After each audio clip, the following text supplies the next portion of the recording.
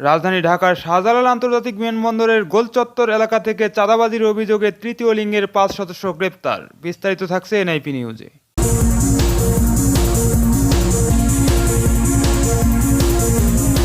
রাজধানী ঢাকার হযরত শাহজালাল আন্তর্জাতিক বিমানবন্দরের গোলচত্বর এলাকা থেকে চাঁদাবাজির অভিযোগে তৃতীয় লিঙ্গের ৫ সদস্যকে গ্রেপ্তার করা হয়েছে। পরে ভ্রাম্যমাণ আদালতের মাধ্যমে প্রত্যেককে ১ মাস করে কারাদণ্ড দেওয়া হয়েছে। শনিবার অভিযান চালিয়ে তাদের গ্রেপ্তার করেছে বিমানবন্দর থানা পুলিশ। গ্রেপ্তারকৃতরা হলেন বাবলি ২৪, অপু আক্তার ৩০, রিয়া চক্রবর্তী ১৮, কেয়ামণি ২৪ ও রানু মণ্ডল ১৮।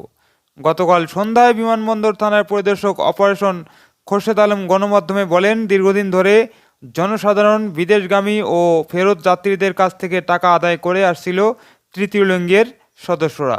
টাকা না দিলে তারা যাত্রীদের আত্মীয়স্বজনের সামনে অশ্লীল কথাবার্তা সহ খারাপ আচরণ করত।